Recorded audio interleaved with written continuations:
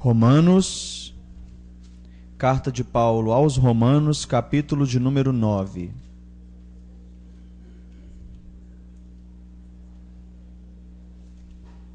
Assim como João 3,16 é o texto áureo de todo bom evangelista, Romanos 9 é o texto áureo de todo bom calvinista.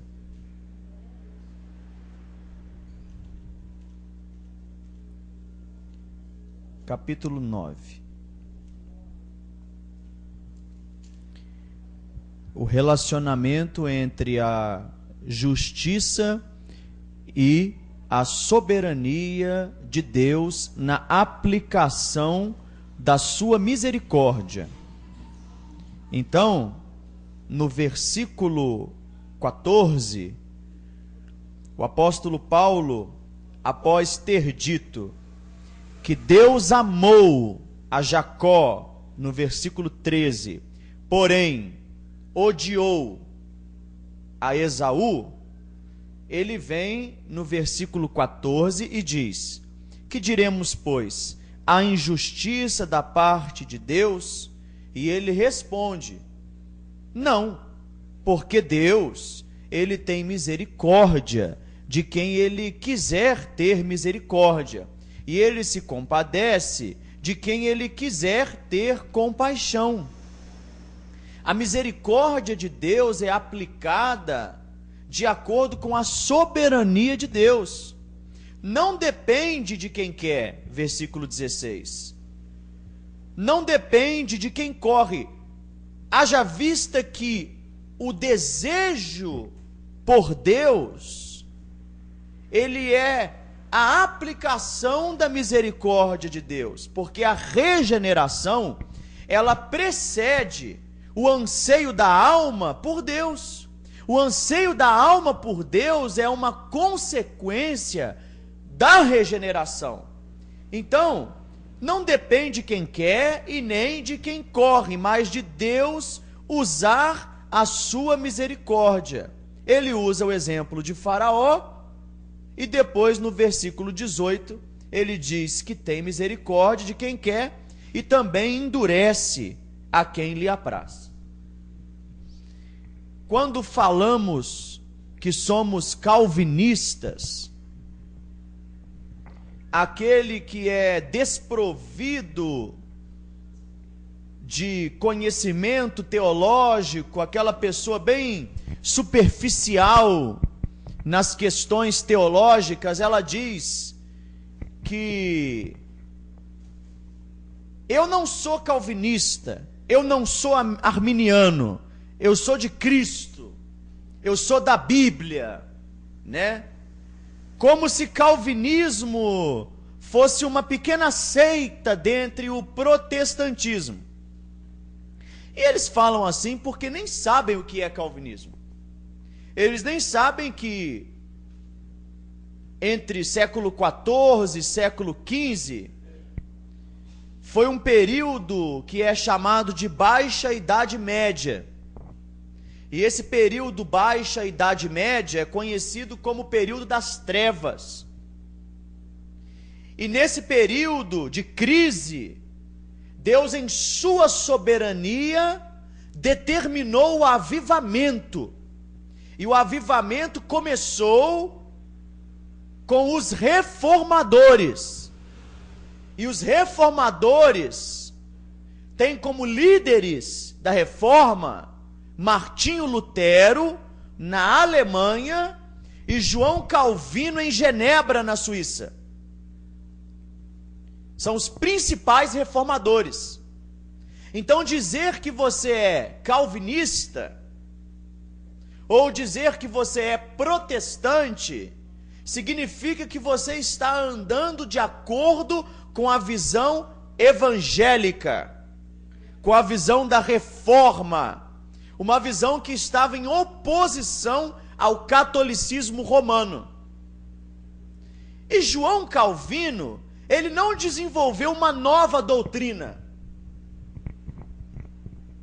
Lutero não desenvolveu uma nova doutrina.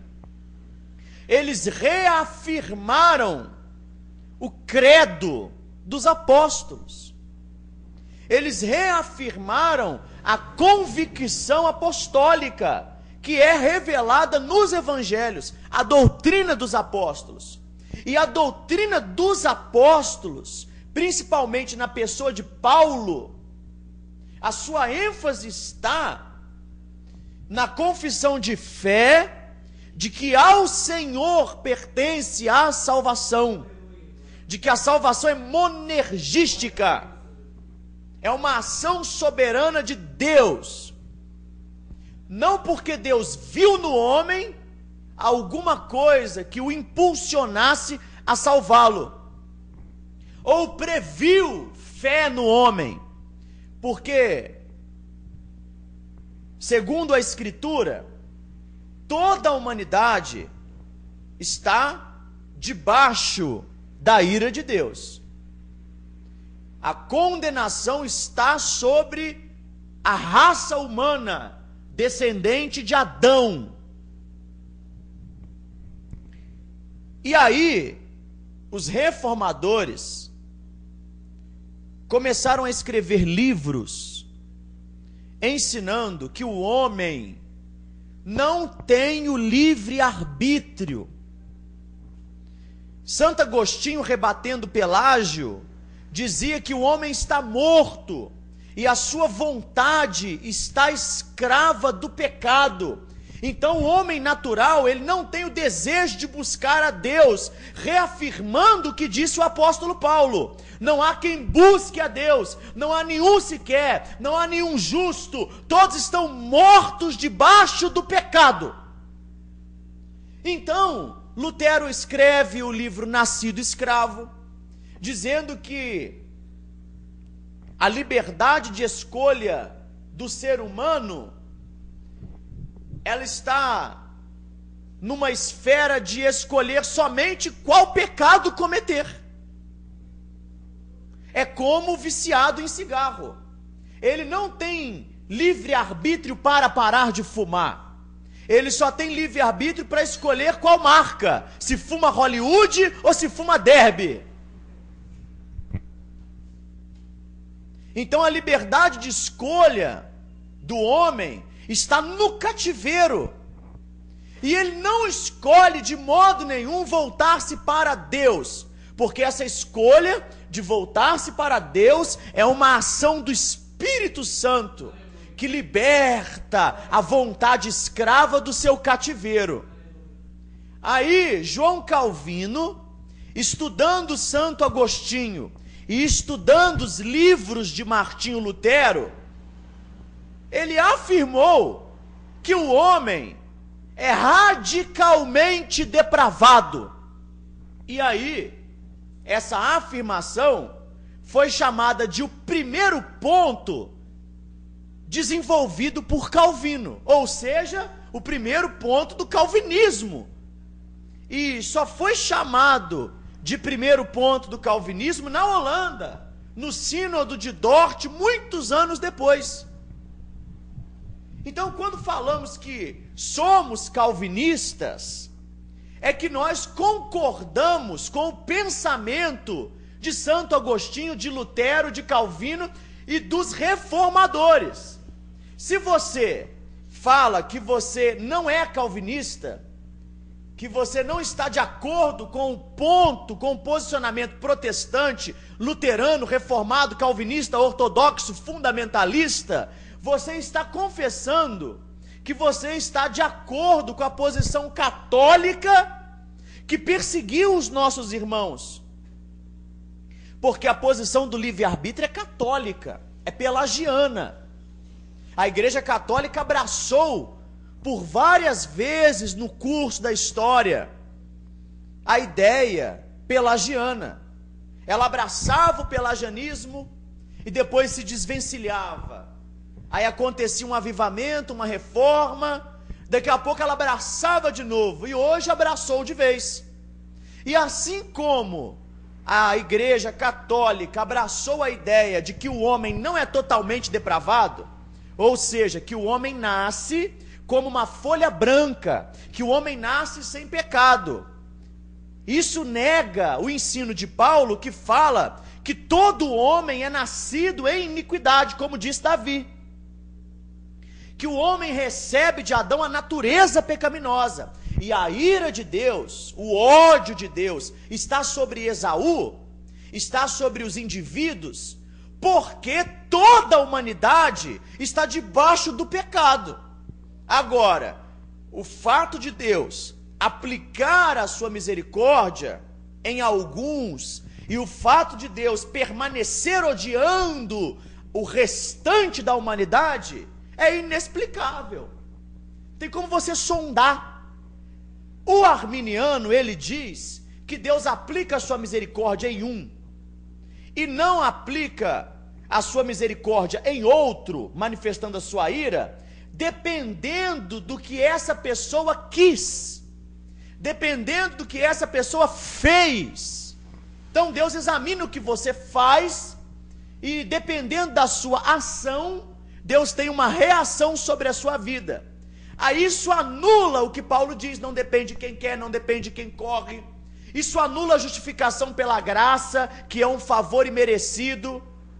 Isso anula a confissão de fé, que diz que o homem não tem nenhum mérito diante de Deus.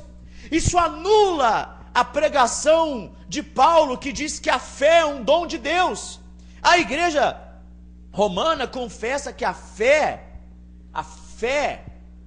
ela é natural no homem caído, e que ela não foi afetada pelo pecado. Você ainda tem a capacidade de buscar a Deus por si mesmo. Isso nega a palavra que diz: não há quem busque a Deus, estão mortos em iniquidade.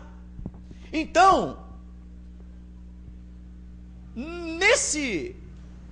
nesse alvoroço que aconteceu na Igreja Católica, que é chamado de Reforma Protestante, nesse avivamento que depois foi para toda a Europa e atingiu também Genebra, na Suíça, com João Calvino, desceu para as Américas, surgiram cristãos reformados, calvinistas, equivocados.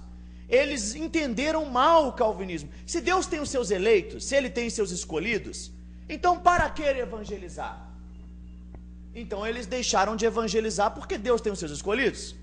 Se Deus tem os seus eleitos, se Deus tem os seus escolhidos, para que viver uma vida santa? Se não depende de mim, então para que eu vivo uma vida santa?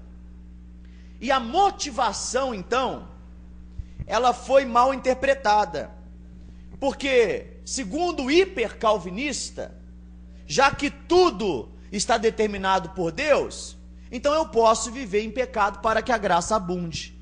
E o hipercalvinismo é um desvio doutrinário do calvinismo, assim como existe desvio doutrinário do luteranismo, assim como desvio doutrinário em qualquer igreja, em qualquer segmento existe.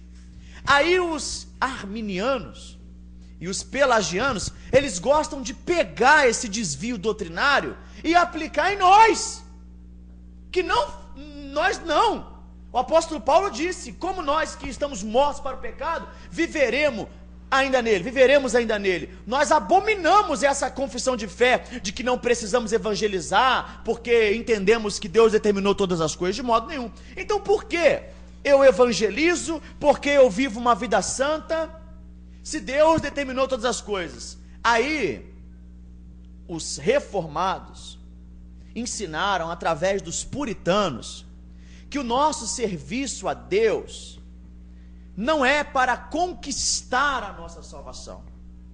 Você não obedece a Deus para ser salvo. Você obedece a Deus como um sinal de que você é salvo.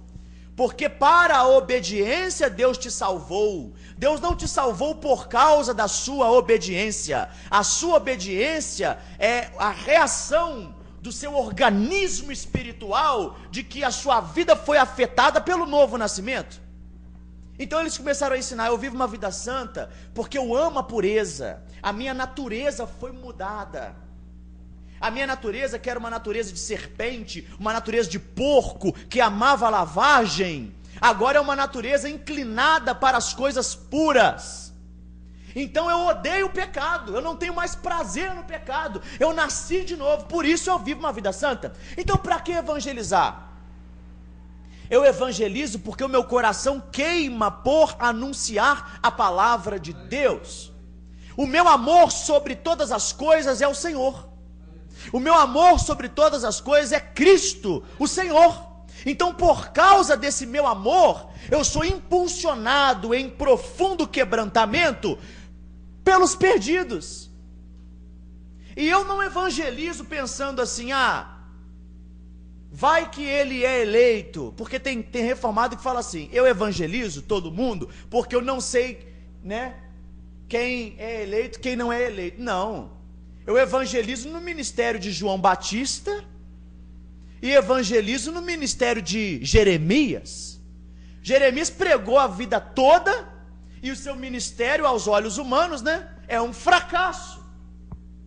Mas ele evangelizou o juízo para uma nação perdida, para uma nação depravada, para uma nação corrompida.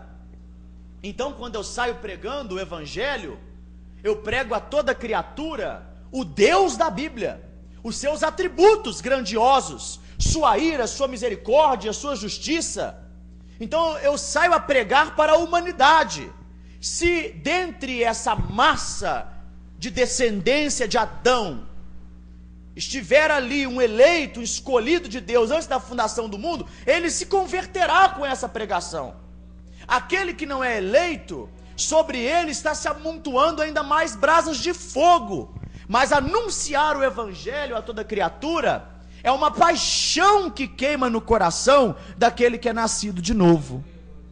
Então essa foi a resposta dos puritanos, dos reformadores, para os ultra, mega, hiper, super calvinistas, né? Que são chamados de hipercalvinismo.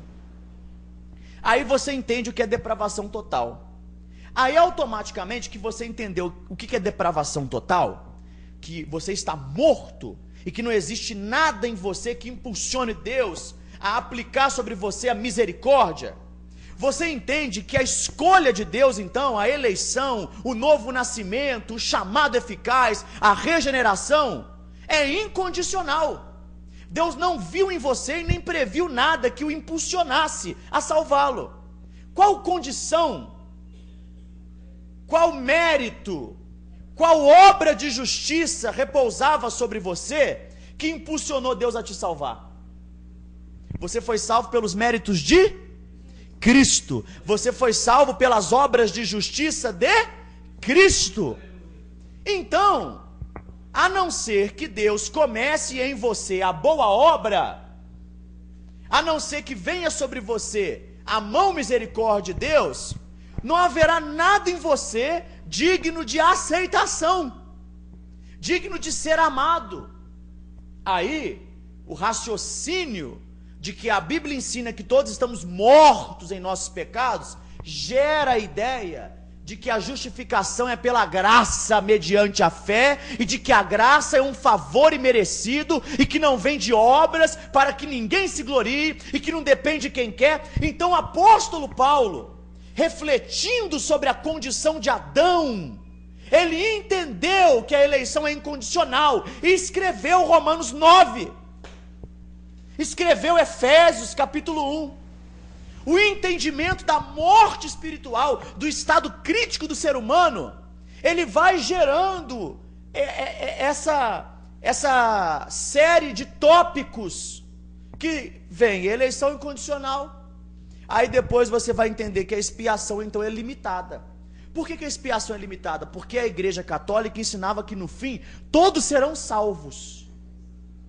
Não, o sangue de Jesus, ele é profundo para salvar 100 vezes o número de seres viventes criados por Deus em todos os tempos. Mas Deus não aplica este sangue em todos eles.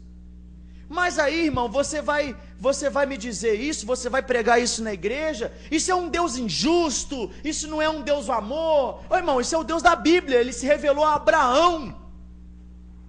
Ele se revelou a um povo pequeno na Palestina e não se revelou ao resto da humanidade. E aquele resto da humanidade, como é que fica? Aí o arminiano começa a ficar trêmulo. Ele começa a abrir versículos isolados, né? Ah, mas Deus amou o mundo. Aí você fala com ele, para que todo aquele que nele crê não pereça. Então, a minha salvação depende de eu crer. Aí você abre em Efésios, mas a fé é dom de Deus. Se Deus não te der o dom da fé, como é que você vai crer? Entendeu? Um calvinista despreparado começa a gaguejar. E a coisa mais nojenta que tem numa igreja reformada é um calvinista despreparado. Ué. É isso aí. Então fique quieto. Não vai evangelizar errado, né? Se você não tem condições, então fique quieto.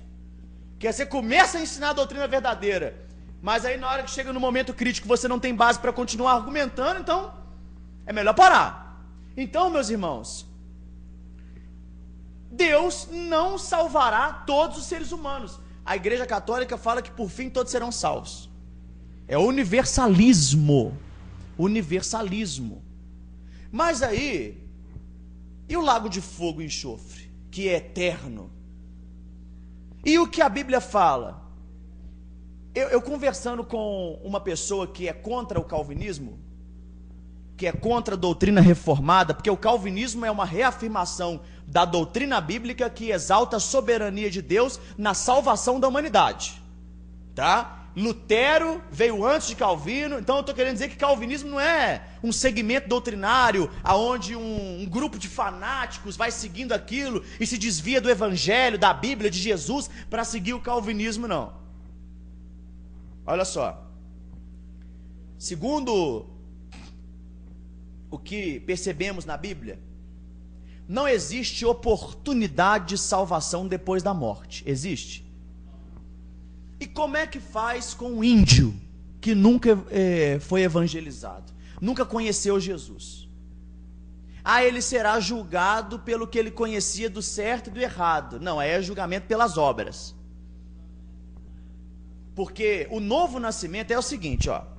Quem não nascer de novo, seja criança, seja velho, quem não nascer de novo, não herdará o reino de Deus. Jesus falou isso bem claramente. Quem não nascer da água e do Espírito não pode entrar, não pode herdar o reino de Deus. Então aquele índio, para ele herdar o reino de Deus, ele tem que nascer de novo. Aquele budista, aquela pessoa que viveu no islamismo, nunca ouviu falar de Jesus, ela tem que nascer de novo. Só que existe novo nascimento sem o conhecimento de Jesus.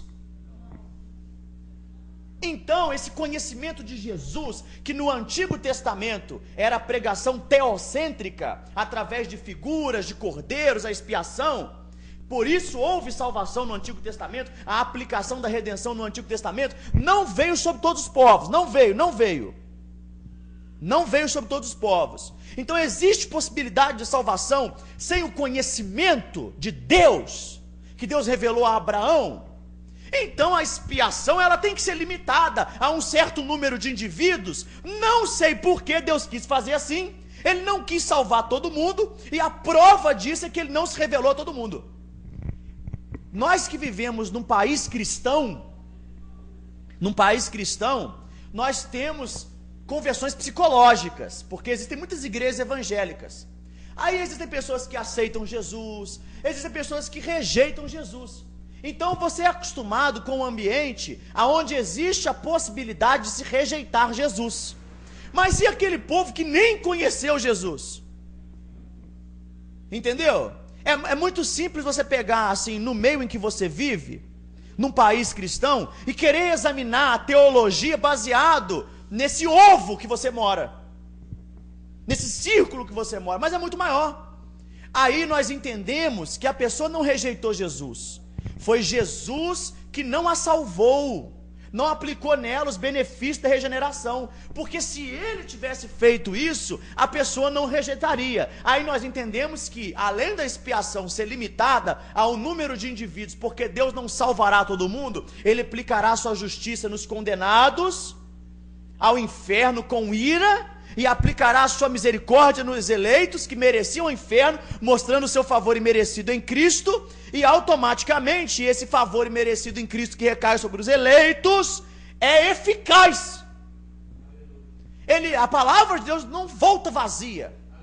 Ela entra no coração, produz o seu fruto, produz regeneração, produz iluminação, produz fé, produz novo nascimento, e a preciosa semente permanece em vós, para que vades e dê fruto, e o fruto permaneça até o dia do Senhor.